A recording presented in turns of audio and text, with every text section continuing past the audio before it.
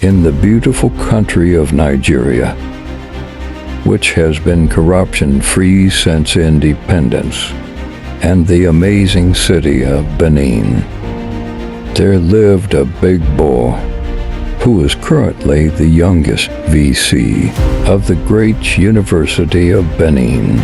Due to his unwavering determination and passion for excellence, his name was Isaac Cyprian Eke Osoltamiver. Please don't try this at home. By the way, those rubbish you heard, they are not true on land. Let's start.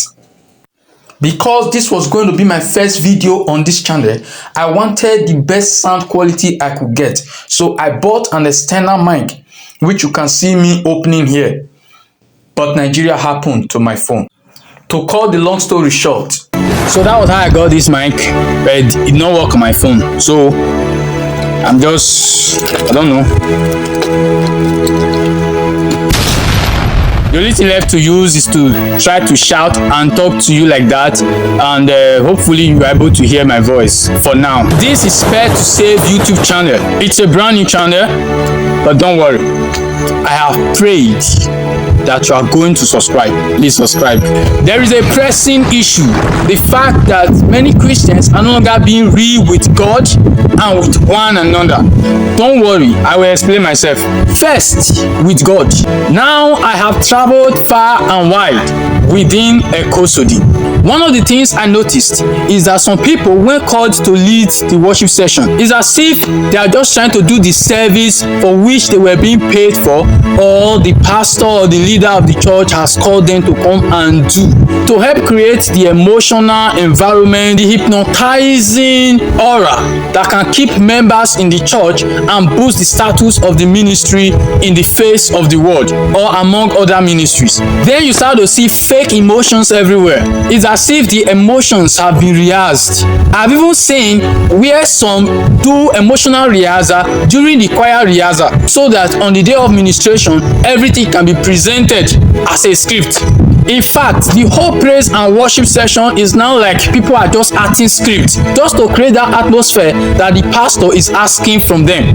And then you start hearing songs that do not even relate to the praise sessions or to the worship sessions. And these guys don't even care. To some people, any Christian song that you can dance to is a praise song. It doesn't matter the lyrics. And any Christian slow song that can create that emotional atmosphere, it's okay for worship, no matter the lyrics. I beg, praise and worship is not first defined by the beats and the emotions. The inspired lyrics come first. Take note of what you are saying to the God you are praising or worshiping. If you do not care about the lyrics, you do not care about what you are saying to God, you are just concerned about the beats and the emotions and all of that, it shows that your heart is not being carried along with your mouth and your mind during the praises or the worship. And that's you cheating on your heart. Now, that's what I meant by you not being real with God. Another area where people are not being real with God is prayers. Why is it that some people can only pray when they are the ones holding the mic or leading the prayers? Show you the one God. Don't get me wrong. There is a place for leadership unction. That special unction, that utterance that you have as a virtue of you being in the leadership position of that session at that moment. I get. But come closer. You know your case is not about leadership unction. You just want me your regime tough. Secondly, people are not being real with one another. For instance, have you seen where people fake smiles? Those ushers that only smile when on duty in church to welcome members or new members to church. When I newly gained admission to study one course like that in Uniben, the only main places I knew then was just from main gates to main auditorium. But I found myself visiting many fellowship houses as a fresher. I don't know why, but it's not what you're thinking. Yeah, the freshers welcome packages then were amazing. Let's put that aside.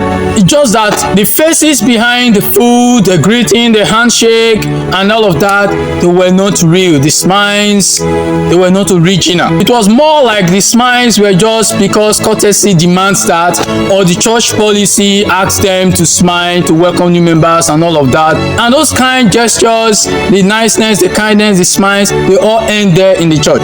Outside the church, you see another character, you see another color entirely. Or when you are not a member of the church, you see something else. And you start hearing fake compliments. Someone is wearing bedroom slippers on suits. You say the person is looking smart and sharp. Just this last one. People say a lot of weird things now, all in the name of positive confessions and faith. In the creation of the world, God did not say there is light. He said, let there be light. Faith is not a denial of fact. For instance, if you are sick, acknowledging that you are healed in Christ, by his stripes we are healed, that is faith. Acknowledging the current physical state of your health is not faithlessness, even though it's fact. The blind man that was healed by Jesus in Matthew 8, after Jesus first laid his hand on him, if he had not acknowledged that he was not seeing clearly and that he was still seeing men as trees, he would have continued probably to see men as trees for the rest of his life. Don't expect people to understand what you are saying by telling them the opposite of what it actually is. Again, This boy is now talking too much.